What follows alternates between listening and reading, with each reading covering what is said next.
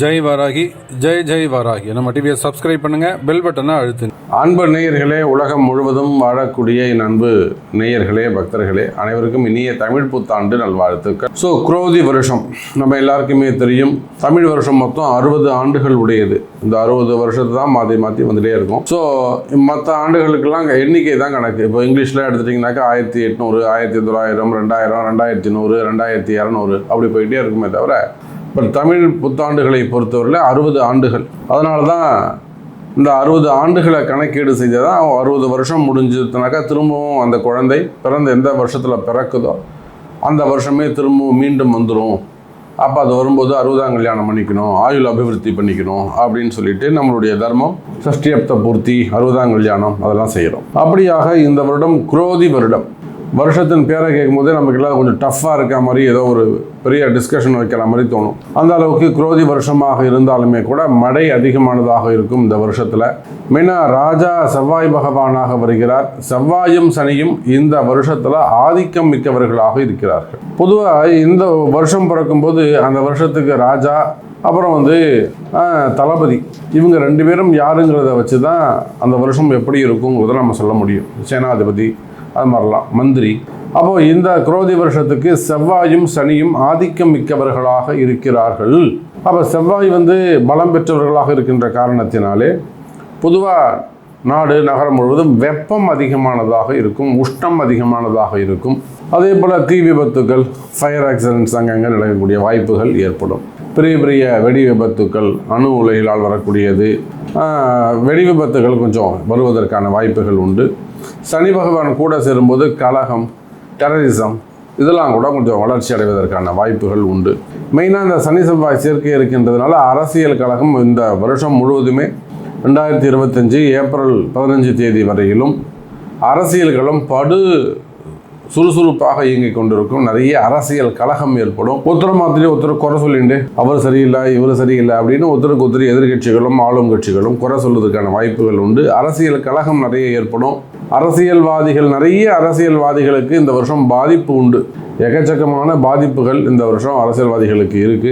இந்த குரோதி வருஷம் எப்படி இருக்க போகுது, 12 ராசி என்பர்களுக்கும் ஒவ்வொரு ராசிக்கும் எப்படி இருக்க போகுது, இந்த குரோதி வருஷத்துல ஏதாவது பயிற்சிகள் இருக்கா அப்படின்னு பார்த்தா ஒரே ஒரு பயிற்சி உண்டு. அந்த பயிற்சி குரு பயிற்சி மட்டுமே, வேற எந்த பயிற்சியும் இந்த வருஷம் கிடையாது. சனி பயிற்சியும் இல்லை, ராகு கேது பயிற்சி. அதனால குரு பயிற்சி ரொம்ப முக்கியமான ஒரு பயிற்சியாக வருஷம் பிறந்த உடனே சித்திரை மாசத்திலேயே 20ஆம் தேதி வாக்கில் குரு பயிற்சி நடக்க போகுது. அப்போ இந்த வருஷம் முழுவதும் குரு பகவான் ரிஷபராசியில் இருக்க போகிறார். இந்த சித்திரையிலிருந்து அடுத்த பங்குனி மாதம் வரையிலுமே கூட குரு பகவான் ரிஷபராசியில் சஞ்சாரம் செய்ய போகிறார். அதே போல் சனி பகவான் கும்பத்தில் இருப்பாங்க. ராகுவும் கேதுவும் கூட முழுமையாக எங்கே இருப்பாங்க, மீனம் மற்றும் கன்னியிலே இருக்க போகிறார்கள். அப்போது இந்த கிரக அமைப்புகளை வச்சு பார்க்கும் பொழுது இந்த தமிழ் புத்தாண்டில் நிறைய மாற்றங்கள். ஆனால் மனித வாழ்விலே நாம் நினைக்கிறோம், நேற்று வரலும் வேலைக்கு போயிட்டு இருந்தார், இன்றைக்கி பிஸ்னஸ் பண்ணுறாரு, நாளைக்கு அந்த பிஸ்னஸில் பெரிய ஆளாக உயர்ந்து வந்துடுறாரு ஒருத்தர். அப்போ அவங்க என்ன சொல்கிறாங்க, அவர் திறமையால் படிப்படியாக உயர்ந்து வளர்ந்து வந்தார்னு நம்ம சொல்கிறோம். ஃபஸ்ட்டு ஒரு படித்தார், ஒரு அடிமை தொழில் செஞ்சார், ஒரு இடத்துல வேலை செஞ்சார், அப்புறம் வேலை கற்றுக்கிட்டாரு, அதுக்கப்புறம் ஒரு கடை ஆரம்பித்தார், அப்புறம் ஒரு கம்பெனி ஆரம்பித்தார், அப்படி படிப்படியாக வளர்ந்து போனார். உடனே நம்ம எல்லாரும் என்ன சொல்கிறோம், அவர் ரொம்ப கஷ்டப்பட்டு அப்படி படிப்படியாக வளர்ந்து வந்தார் சார் அப்படின்னு சொல்லுவாங்க. ஆனால் உண்மை அதுவல்ல. காலமும் நேரமும் உங்களை கொண்டு போய் எங்கே நிப்பாட்டதோ அந்த வேலையை நீங்கள் செய்வீங்க. அதுதான் நிதர்சனமான உண்மை. வேலை செஞ்ச தொழில் அதிபராக மாறிவிடலாம், எஜமானர் நாளைக்கு தொழிலாளியாக மாறிவிடலாம். அப்போ காலமும் நேரமும் எதை நிர்ணயம் செய்யுதோ அதன்படித்தான் எல்லாம் நடக்கும். அப்படியாக இந்த தமிழ் புத்தாண்டை பொறுத்த வரையில் கிரக மாற்றங்கள் நிறைய நிகழப்போகுது. இந்த கிரக மாற்றங்கள்ல மெயினாக இந்த வருஷத்துல சனியுடைய வக்ரம் இருக்கு. சனியுடைய வக்ரம் 12 ராசிக்கும் மிகப்பெரிய அளவில் மாற்றங்களை கொடுக்க போகுது. சனி வக்ரம்னா நம்ம பார்க்க போகிறோம் எப்பப்போ வரப்போகுது. அதாவது ஜூலை மாதம் 15 தேதிக்கு மேலே அந்த சனியுடைய வக்ரம் நிகழப்போகுது. அதே போல் புரட்டாசி ஐப்பசி மாதத்தில் குருவுடைய வக்ரம் நிகழப்போகுது. அப்போ இந்த சனி வக்ர காலங்களில் மிகப்பெரிய மாற்றங்கள்லாம் ஏற்பட போகுது.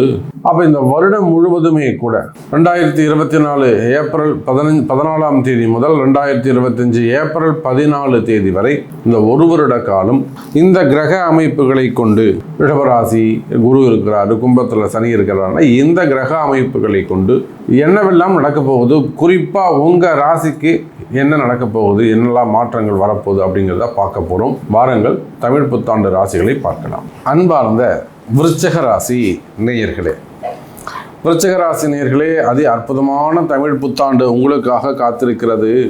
நல்ல யோகமான ஒரு வருஷம். கிட்டத்தட்ட என்னை பொறுத்தவரையிலும் 14 ஆண்டுகளுக்கு பிறகு வரக்கூடிய ஒரு அதி அற்புதமான நல்ல நேரம் விருச்சிக ராசிக்கு வருகிறது. கிட்டத்தட்ட 14 வருஷத்துக்கு பிறகு விருச்சிக ராசிக்கு நல்ல நேரம் வருது. இப்போ 14 வருஷத்துக்கு பிறகு வருதுன்னா இப்போ 14 வருஷமாகவே விருச்சிக ராசி நிச்சயமாக 7 வருஷமாக கஷ்டப்படுறாங்கன்னு அர்த்தம். 2-7. அப்போ இனிமேலாவது விருச்சிக ராசிக்கு படிப்படியாக நல்ல முன்னேற்றங்கள் உண்டு. பிறக்கின்ற இந்த தமிழ் வருடம் நான் பதிவின் தொடக்கத்திலே சொன்னேன், இது இங்கிலீஷ் வருஷப்பிறப்பு மாதிரிலாம் கிடையாது. தமிழ் வருஷப்பிறப்புங்கிறது அவங்க ஜாதக கர்மாவோடு உங்கள் ஜாதகத்தோடு ஒரு சம்பந்தம் உடையது, ஒரு தொடர்புடையது.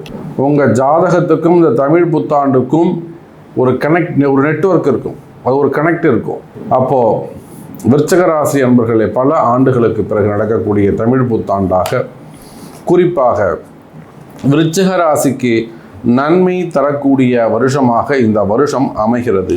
இது நாள் வரையில் அர்த்தாஷ்டம சனி அப்படின்னு சொல்லக்கூடிய 4ஆம் இடத்து சனி, 4-10. ஏன் அர்த்தாஷ்டமம்னு சொல்கிறோம்னா, ராசிக்கு 4ல் சனி பகவான் இருக்காருங்கிறது ஒரு காரணம். அந்த காரணம் ஒரு 30% தான்.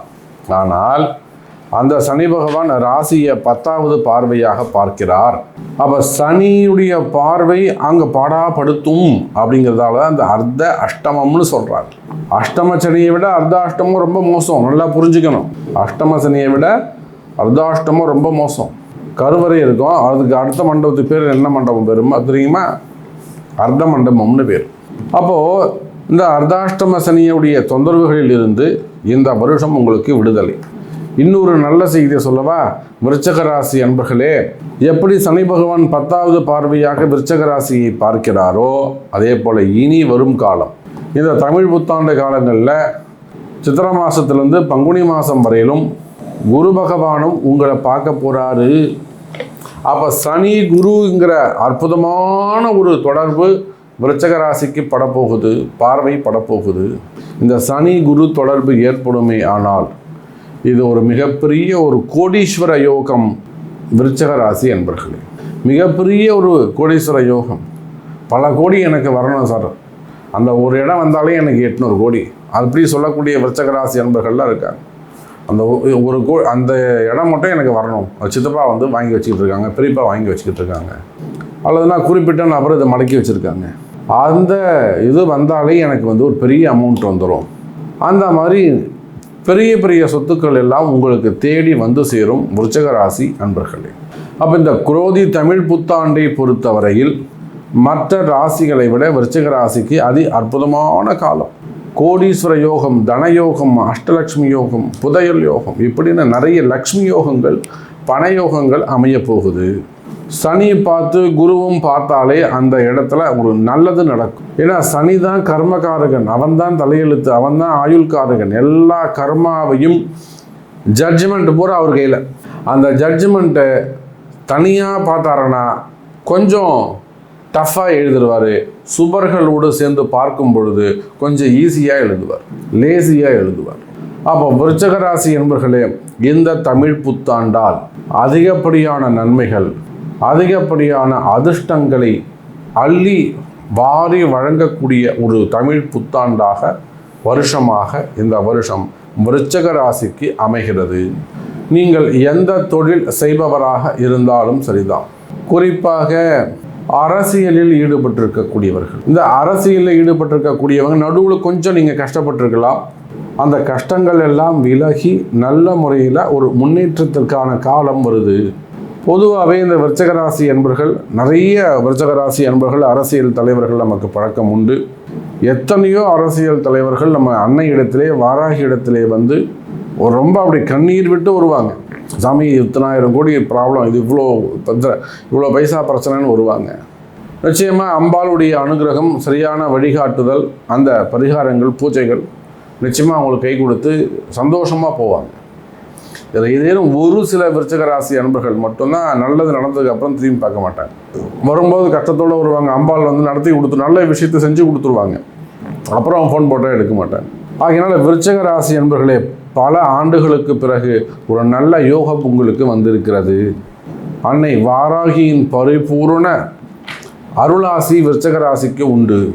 அப்போ நீங்கள் எந்த தொழில் செய்பவராக இருந்தாலும் சரிதான், அரசியலில் ஈடுபட்டு இருக்கலாம், அரசியல் செய்யக்கூடியவங்களாக இருக்கலாம், அரசு அதிகாரிகளாக இருக்கலாம், ஒரு IAS, IPS, போலீஸ் அதிகாரிகள், காவல்துறை அதிகாரிகள், அதே போல் நாட்டை காப்பாற்றக்கூடிய இராணுவம் அல்லது முப்படை வீரர்கள், அதே போல் கவர்மெண்ட் ஜாபில் இருக்கக்கூடியவங்க, அரசு அதிகாரிகள், EB செக்டராக இருக்கலாம், அல்லது PWD டிபார்ட்மெண்ட்டாக இருக்கலாம், நிறைய அரசு துறைகள் நிறைய இருக்குது, ஃபைனான்ஸ் டிபார்ட்மெண்ட்டாக இருக்கலாம். ஸோ அரசு அதிகாரிகள், ஒரு நல்ல உயர்ந்த ரேங்க்ல இருக்க சீஃப் செக்ரட்டரி அல்லது ஒரு சேர்மேன், டைரக்டர்ஸ், அந்த மாதிரி இருக்கக்கூடியவங்க, தனியார் துறையில் ஒர்க் பண்ணக்கூடியவங்க, அதில் ஒரு நல்ல ரேங்கில் ஒரு CEO, அந்த ரேங்கில் ரேஞ்சில் இருக்கக்கூடியவர்கள், அதே போல் தனியார் துறையில் ஒர்க் பண்ணக்கூடியவங்க, இன்னும் சொல்லப்போனால் ரியல் எஸ்டேட் செய்யக்கூடியவர்கள், பெரிய பெரிய பில்டர்ஸ், கட்டுமான துறையில் சிறந்து விளங்கக்கூடியவர்கள், கார்ப்பரேட் நிறுவனங்கள், குரூப் ஆஃப் கம்பெனிஸ், நிறைய ஒரு 10-15 தொழில் செய்யக்கூடியவங்களாம் ஒன்றா சேர்ந்து ஒரு குரூப் ஆஃப் கம்பெனி வச்சுருப்பாங்க. ஒரு பக்கம் மீடியா இருக்கும், இன்னொரு பக்கம் ரியல் எஸ்டேட் இருக்கும், இன்னொரு பக்கம் இன்வெஸ்ட்மெண்ட் இருக்கும், இன்னொரு பக்கம் ஃபைனான்ஸ் இருக்கும், குரூப் ஆஃப் கம்பெனிஸ், அந்த மாதிரியான பெரிய தொழில் நிறுவனங்கள், மீடியா துறையில் இருக்கக்கூடியவர்கள், ஆன்மீகத்தை சார்ந்தவர்கள், ஆன்மீக பெரியவர்கள், மடாதிபதிகள்.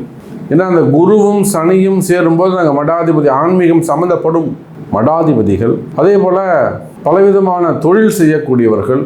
குறிப்பாக சனியுடைய தொழில் சொன்னாக்கா ஃபேக்ட்ரிஸ், இரும்பு ஃபேக்ட்ரிஸாக இருக்கலாம், இல்லை தொழில் நிறுவனங்கள், கம்பெனி, தொழிலாளர்கள், அடிமை தொழிலை வச்சு நடந்த ஒரு 200 பேர், 1000 பேர், 3000 பேர் வேலை செய்யக்கூடிய கம்பெனிஸ். அதே போல் எக்ஸ்போர்ட் இம்போர்ட் பிஸ்னஸ் பண்ணக்கூடியவங்க, டிரான்ஸ்போர்ட் பிஸ்னஸ் பண்ணக்கூடியவர்கள், இரும்பு சம்மந்தப்பட்ட தொழில் செய்யக்கூடியவர்கள், டெக்ஸ்டைல்ஸு, ஹோல்சேல் பிஸ்னஸ் பண்ணக்கூடியவங்க, மொத்தமாக தொழில் செய்யக்கூடியவர்கள்.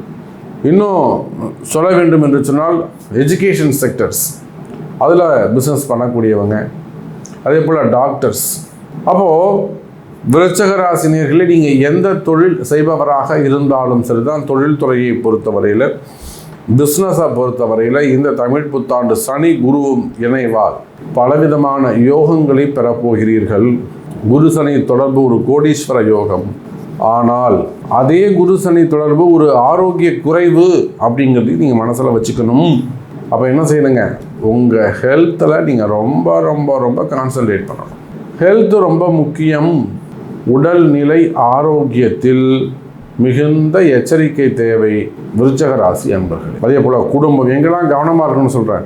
குடும்பத்தில் ரொம்ப எச்சரிக்கையாக இருக்கணும், ஃபேமிலியில் ரொம்ப கவனமாக இருக்கணும். கணவன், மனைவி, பிள்ளைகள், பெற்றோர்கள், உடன் பிறந்தவர்கள், அதே போல் சொத்து தகராறு, இடப்பிரச்சனைகள், டாக்குமெண்ட் ப்ராப்ளம், அல்லது டாக்குமெண்ட் வைஸ் நடக்கக்கூடிய அந்த உல்டா வேலைகள், அப்போ அது சம்பந்தமான வம்பு வழக்குகள், கோர்ட்டு கேஸு, தொழில் போட்டிகள், தொழில் எதிரிகள், அதே போல் செய்வினை கோளாறுகள், மந்திர மாந்திரிகங்கள், மாந்திரீக தோஷங்கள், மறைமுகமான பிரச்சனைகள், வெளியில் சொல்ல முடியாத பிரச்சனைகள், செய்வினை கோளாறுகள், உடல் ஆரோக்கிய சம்பந்தப்பட்ட பிரச்சனை, மனசில் இருக்கக்கூடிய பயம், இந்த மாதிரி சப்ஜெக்ட் எல்லாம் விருச்சிக ராசி என்பவர்கள் ரொம்ப எச்சரிக்கையாக, ரொம்ப ஜாக்கிரதையாக இருக்க வேண்டும். அதே போல் அரசியல் நெருக்கடி, பண நெருக்கடி, கடன் சுமைகள், கடன் பிரச்சனைகள், அரசியல் நெருக்கடிகள், பதவி போட்டிகள், அதனால் வரக்கூடிய பிரச்சனைகள், கடன் சுமைகள், ஏமாற்றங்கள், இந்த மாதிரி சப்ஜெக்ட்லாம் விருச்சிக ராசி அன்பர்கள் எச்சரிக்கையோடு நடந்து கொள்ள வேண்டும். அப்போ அதெல்லாம் யாரால் வருதுங்க? ராகு கேதுவால் வரக்கூடிய பிரச்சனை, ஏமாற்றங்கள்லாம் சாதாரண கூடவே இருப்பாங்க. நான் பண்ணுறேன்னா உனக்கு அப்படின்வாங்க, நான் பண்ணுறேங்க்கா அப்படின்வாங்க. ஆனால் கடைசியில் அவங்க தான் உங்களை ஏமாற்றுவாங்க. அப்போ பெரிய பெரிய ஏமாற்றங்கள், இதெல்லாம் ரொம்ப எச்சரிக்கையாக கவனமாக நடந்து கொள்ள வேண்டும். அப்போ குறிப்பாக ஏதாவது நம்ம செலவு பண்ண போகிறீங்க, ஒரு இன்வெஸ்ட் பண்ண போகிறீங்கன்னா ஒரு முறைக்கு 5 முறை 10 முறை யோசித்து ஒரு ஆலோசனை கேட்டு அதன் பிறகு முதலீடு செய்வது சிறப்பு. எப்பொழுதுமே விருச்சிக ராசி என்பர்களே ஒரு குருவை தேர்ந்தெடுங்க. நம்ம எதுவாக இருந்தாலும் நீங்கள் சொன்னால் நான் செய்கிறேன், அந்த ஒரு குருவுடைய வழிகாட்டுதல் இருக்க வேண்டும். அலட்சியமே இருக்கக்கூடாது. நாம தான், நமக்கு எல்லாமே தெரியும். அந்த குருவுடைய வழிகாட்டுதல் இருக்க வேண்டும். அப்போது இந்த வருடம் முழுவதும், தமிழ் புத்தாண்டு முழுவதுமே விருச்சிக ராசிக்கு பலவிதமான நன்மைகள், ஒரு கோடீஸ்வர யோகம், மடாதிபதி மற்றும் ஆன்மீக யோகங்கள் எல்லாம் உள்ளது. நிறைந்த யோகங்கள் உள்ளது. விருச்சிக ராசிக்கு சிறப்பான எதிர்காலம் அமைகிறது என்பதை சொல்லிக்கொண்டு, இந்த நன்மைகள் உங்களுக்கு நடக்குமா என்பதை உங்களுடைய பிறப்பு ஜாதகத்தை கொண்டு தெரிந்து கொள்ளுங்கள் என்பதையும் தெரிவித்துக் கொண்டு மீண்டும் வேறொரு அற்புதமான பதிவில் சந்திக்கிறேன். ஜெய் வராகி.